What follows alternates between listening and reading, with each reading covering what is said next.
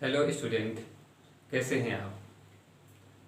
उम्मीद करते हैं कि आप रोज़ प्रैक्टिस कर रहे होंगे। हम लोग आज एक्सरसाइज 2.4 का क्वेश्चन नंबर 8 देखने जा रहे हैं। और इससे पहले एक बात मैं और बताना चाहूँगा कि आप लोग 2.2 और 2.3 कर लिए होंगे। उसको आप लोग बहुत बढ़िया से प्रैक्टिस करिएगा, क्योंकि उसका एप्लीकेशन यूज़ आप यहाँ तो देख ही रहे हैं। इसके साथ साथ आप लोग को हायर क्लासेस में भी मदद मिलेगी क्वेश्चंस को सॉल्व करने में। तो कीप प्रैक्टिस, कीप लर्निंग। अब हम लोग देखते हैं क्वेश्चन नंबर 8 में क्या है। Question number 8, half of a herd of deer are grazing in the field and 3/4 of the remaining are playing nearby. The rest 9 are drinking water from the pond. Find the number of deer in the herd. तो देखिए ये क्या कर रहे हैं कि जो एक हर्ड है, हर्ड मतलब ग्रुप है, किसका, डियर। डियर का एक ग्रुप है जिसमें से हाफ यानी आधे लोग क्या कर रहे हैं, फील्ड में अपना चारा चर रहे हैं, यानी घास को खा रहे हैं। And 3/4 of the remaining are playing nearby. और जो 3/4 है वो क्या कर रहे हैं, वो खेल रहे हैं। कहाँ, फील्ड में। Then rest 9 are drinking water from pond। और 9 लोग क्या कर रहे हैं, पानी पी रहे हैं। कहाँ से, तालाब से। अब देखिए क्या करना है, find number of deer in the heard, यानी टोटल कितने डियर हैं इनकी नंबर्स बताने हैं। चलिए देखते हैं, इसको सॉल्व करते हैं। तो सबसे पहले हम लोग क्या करना होगा, लेट करना होगा। तो हम लोग लेट कर लेते हैं। Let the number of deer be x, यानी जो टोटल नंबर है डियर की वो हम लोगों ने मान लिया एक्स। क्यों मान लिया भाई, क्योंकि हम लोग को तो पता ही नहीं है कि कितने डियर हैं और कितने नहीं हैं। अब उसमें से क्या कर रहे हैं, पहले लाइन पढ़ते हैं फिर से। वो कह रहे हैं कि जो आधे लोग हैं इन टोटल में से जो हाफ हैं, देखिए हमारे पास टोटल है, टोटल में से जो हाफ लोग हैं वो लोग क्या कर रहे हैं, ग्रास को ग्रेज कर रहे हैं, यानी घास को खा रहे हैं। तो इसको कैसे लिख सकते हैं, चलिए इसको और थोड़ा आसान बनाते हैं। तो हाफ लोग, हाफ मतलब x/2। जो x/2 यानी हाफ हो गया, ये किसका, टोटल का, वो घास को खा रहे हैं। और उसके बाद क्या करेंगे, and 3/4 of the remaining are playing nearby. और जो 3/4 हैं, 3/4 ऑफ द रिमेनिंग यानी 3/4 ऑफ x/2। x/2 क्यों, क्योंकि देखिए x/2 अगर हम लोगों ने क्या कर दिया, घास खिला दिया डियर को, तो आधे तो बचेंगे। क्यों बचेंगे, हमारे पास टोटल x है माइनस x/2। तो इसको हम अगर सॉल्व करें तो हमें क्या मिल जाएगा, x/2 ही मिलेगा।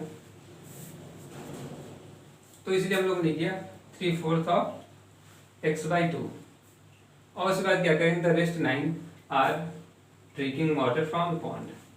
और जो 9 लोग क्या कर रहे हैं, पानी पी रहे हैं तालाब से। तो ये देखिए टोटल हो गए डियर जो वहां पर है। और ये किसके बराबर है, ये टोटल के बराबर, यानी टोटल डियर के बराबर है। कौन, ये। अब इसको हम लोग सॉल्व करते हैं। तो देखिए x/2 लिख दिया प्लस 3/4। देखिए ऑफ है, हमने बता दिया आप लोगों को कि ऑफ मतलब क्या होता है, मल्टीप्लाई। तो हम लोगों ने मल्टीप्लाई कर यहाँ सिंबल लगा के x/2 लिख दिया plus 9 is equal to x। अब देखिए इसके बाद हम लोग दो काम कर सकते हैं इसमें, या तो डिनोमिनेटर को एक जैसा बना दें और या तो एलसीएम ले लें। तो आपके हिसाब से क्या करना सही रहेगा? चलिए हम लोग इसको एलसीएम ले लेते हैं। तो 2 4 2 यहाँ कुछ नहीं है तो ये अपॉन 1 कर दीजिए, जिससे कि समझने में आसानी हो।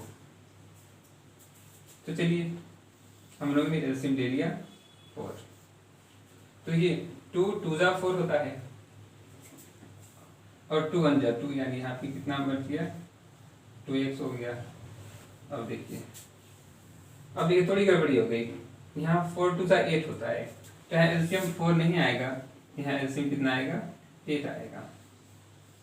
इसलिए आप लोगों को भी कैलकुलेशन करते समय बहुत सावधानी से करना होगा, जिससे कोई गलती ना होने पाए। अब देखिए एलसीएम 8 आ गया, क्यों आया? क्योंकि 4 2 जा 8 होता है और हाईएस्ट डिनोमिनेटर कितना है? यहाँ पर 8 है। अब जब 8 आ गया तो कितना होगा? 2 4 जा, और 4 1 जा 4 होता है, तो यहाँ पर क्या आ गया? 4x 4x हो गया। अब क्योंकि यहाँ 8 है, यहाँ 8 से 8 कैंसिल हो गया, तो यहाँ क्या बचा? 3x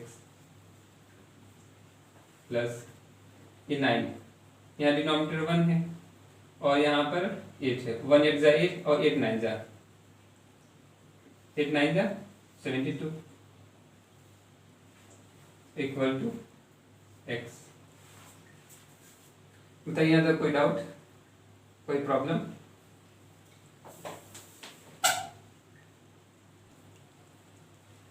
अब हम लोग क्या करेंगे? यहाँ पर जहाँ एडिशन हो वहाँ एडिशन, जहाँ क्रॉस मल्टीप्लाई हो वहाँ क्रॉस मल्टीप्लाई कर लेंगे। तो यहाँ देखते हैं 4 + 3 7, 7x हो गया,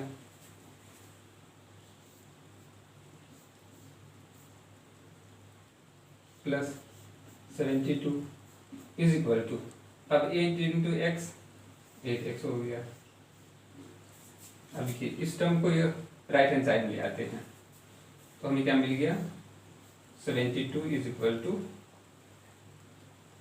8x - 7x यानी x। यहाँ से हमें क्या मिल गया? और 8x - 7x क्या हो जाएगा? x हो जाएगा। x is equal to 72। और हमें क्या फाइंड करना था? Number of deer in the herd. तो हमने क्या माना था? x माना था, तो उस हिसाब से हम लोगों को क्या नंबर ऑफ डियर कितना आ गया? 72 आ गया। इस क्वेश्चन के एक बार दोबारा देख लेते हैं। तो देखिए इस क्वेश्चन में क्या था कि हम लोग को फाइंड करना था नंबर ऑफ हर्ट्स, और उसमें कहा गया था कि जो half of the herds are grazing in the field, यानी आधे जो डियर थे वो क्या कर रहे थे? घास को खा रहे थे, और जो 3/4 ऑफ द रिमेनिंग थे वो क्या थे? वो खेल रहे थे, आर प्लेइंग नियर बाय, ठीक है। और जो 9 थे वो क्या कर रहे थे? वो पानी पी रहे थे। और टोटल उसको x बराबर करना था, क्यों? क्योंकि सभी की संख्या किसके बराबर होनी चाहिए? x के बराबर। और क्यों नहीं चाहिए? क्योंकि भाई जब सबको हम लोग जोड़ देंगे तो क्या होगा? टोटल संख्या हो उसके बराबर आनी चाहिए, इसलिए हम लोगों ने इसको x के बराबर कर दिया। और इसकी मदद से हम लोगों ने x की वैल्यू फाइंड कर लिया कि x की वैल्यू क्या आ गई? 72 आ गई। और वही हम लोगों ने माना था कि जो x है वही नंबर ऑफ डियर है, तो हम कह सकते हैं कि 72 नंबर ऑफ डियर है। क्वेश्चन नंबर 9 को अब देखते हैं। अ grandfather is 10 times older than his granddaughter. He is also 54 years older than her. Find their present ages. यानी हम लोग को प्रेजेंट एज पता करना है, किसका? ग्रैंडफादर और ग्रैंडडॉटर का। ये कह रहे हैं जो भाई ग्रैंडफादर है वो 10 times ओल्डर है, यानी 10 गुना बड़े हैं, किससे? ग्रैंडडॉटर से। और कहा जा रहा है एक बात और कि he is also 54 year older than her. ही वह 54 ईयर बड़े हैं, किनसे? ग्रैंडडॉटर से।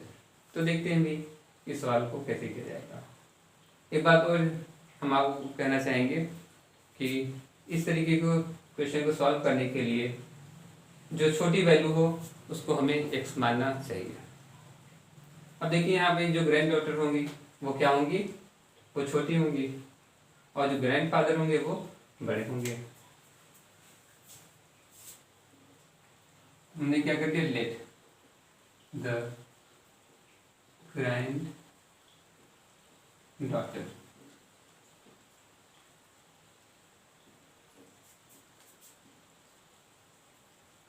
Late the age of granddaughter be x, यानी जो ग्रैंड डॉटर की एज है वो हम लोगों ने क्या मान लिया, x. Then age of grandfather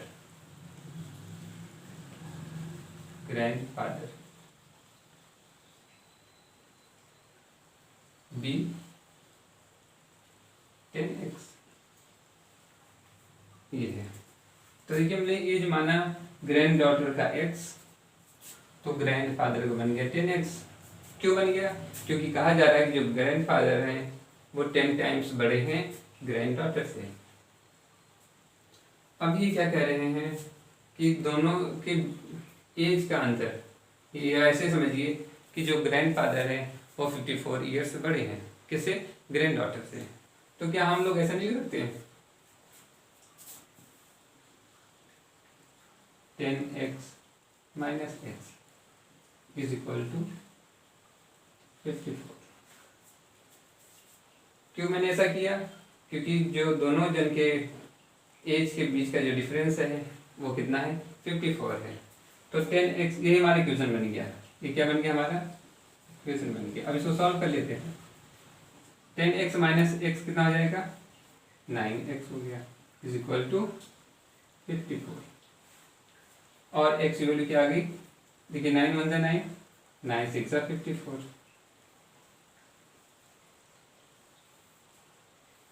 और हमने x क्या माना था, एज ऑफ ग्रैंड डॉटर। तो हम लोग कह सकते हैं कि भाई जो ग्रैंड डॉटर हैं उनकी एज कितनी है, 6 ईयर। तो ये क्या हो गई, ग्रैंड डॉटर का एज, ग्रैंड डॉटर एज। और ग्रैंड फादर की एज कितनी हो जाएगी, देखिए ग्रैंड फादर का एज, ग्रैंड फादर एज वो कितनी है, 10x है। तो हम लोग वही करेंगे अब, 10 into x is equal to 10 into 6 is equal to 60 year. यानी अगर ग्रैंड डॉटर 6 ईयर की हैं, 6 ईयर की हैं, तो उनके जो ग्रैंड फादर हैं वो 60 ईयर के हैं।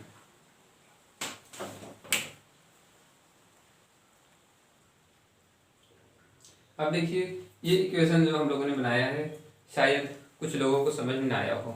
कौन सा इक्वेशन, ये वाला। अब देखिए इसको मैंने कैसे बनाया इक्वेशन। अब अगर हम कहते हैं जैसे एक आदमी है राम, एक क्या है श्याम, ठीक है। एक कौन है, एक राम है, एक श्याम है। राम की मान लेते हैं एज 10 साल है और श्याम की एज कितनी है, 2 साल। यानी श्याम की उम्र 2 ईयर है और राम की 10 साल है। अब कहा जाए भी कि श्याम जो है कितना छोटा है राम से, जो श्याम है वो राम से कितना छोटा है। तो उसके लिए क्या करना पड़ेगा, माइनस करना पड़ेगा, किससे, 10 माइनस 2। तो हमें क्या मिल जाएगा, 8 मिल जाएगा। क्या मिल जाएगा, 8 मिल जाएगा। उसी तरीके से हम लोग कह सकते हैं कि अगर श्याम की उम्र में अगर हम 8 साल जोड़ देते हैं तो राम की उम्र बन जाएगी। वही काम हम लोगों ने इसमें किया है। क्या किया है, देखिए जो ये है ग्रैंड डॉटर है वो क्या है, वो छोटी है किससे, ग्रैंड फादर से। और कितनी छोटी है, 54 ईयर्स। कितनी छोटी है, 54 ईयर्स। अब देखिए अगर x को इधर ले आते हैं, लेफ्ट हैंड साइड में लाते हैं तो ये हो जाएगा यहाँ पर प्लस x हो जाएगा।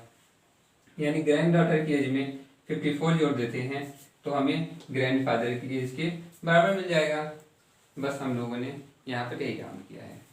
कि जो ये जो ग्रैंड डॉटर हैं वो उसको राइट हैंड साइड में लाते हैं और 54 से जोड़ते हैं, इसके बराबर हो जाएगा।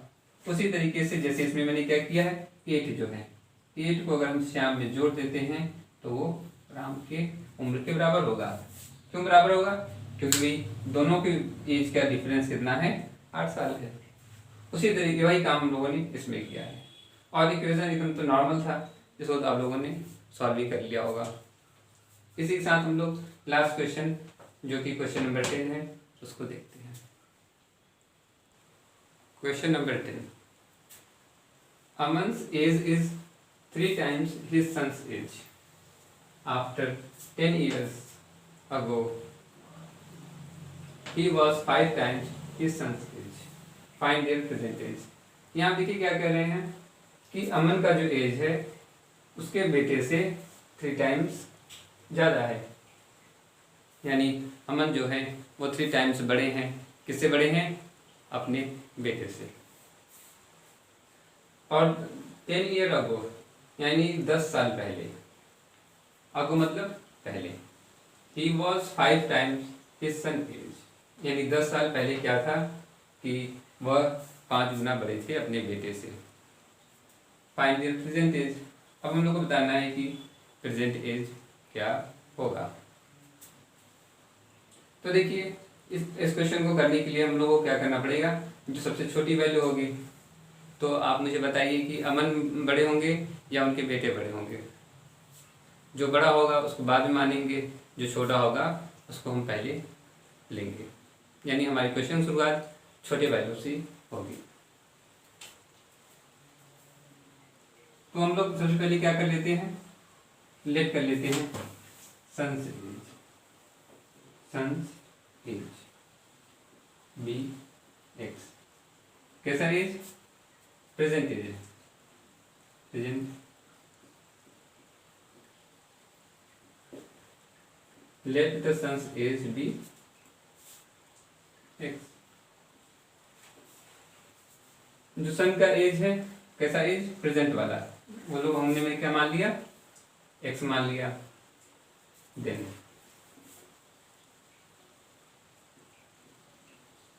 हिज फादर्स एज, और कौन सा एज? Present as.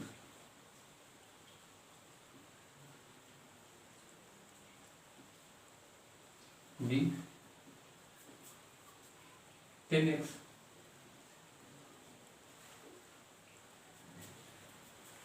ये क्या कर रहे हैं कि जो अमन का एज है वो 3 times है, तो यहाँ 10 नहीं होगा, ये 3x होगा। क्या होगा? 3x होगा।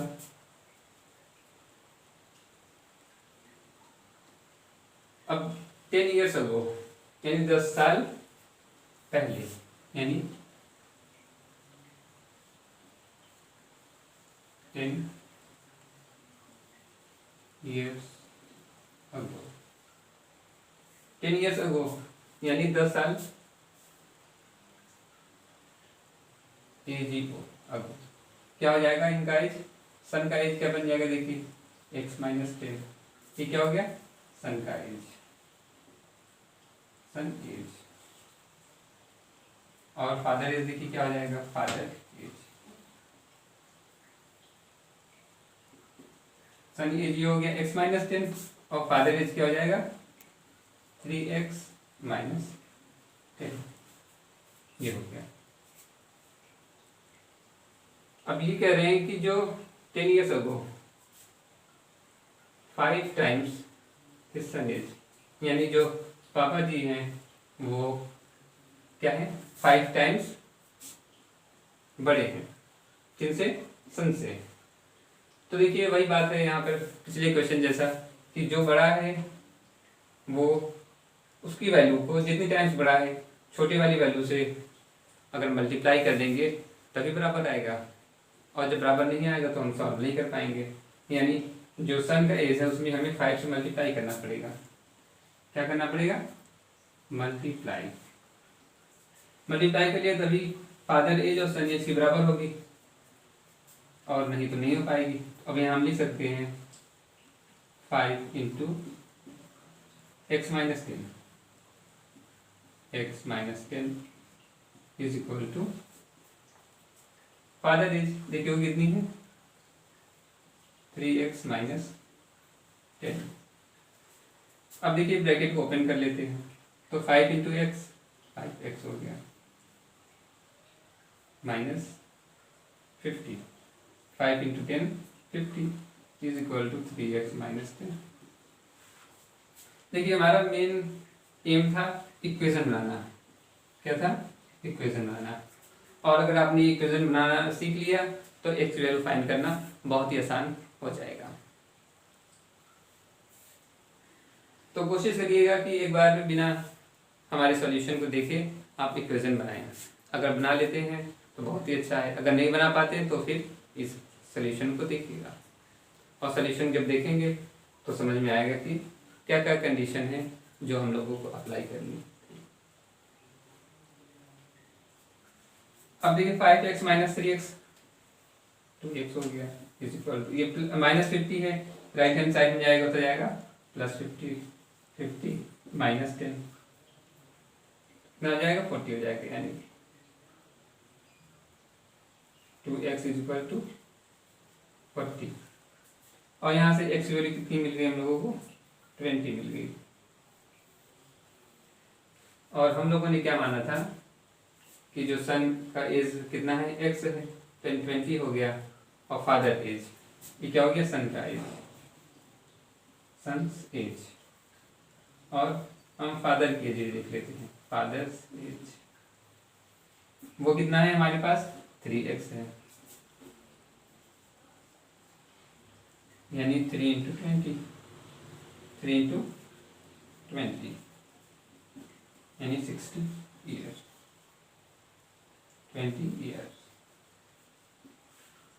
तो इस तरीके से हम लोगों को सॉल्व करना था।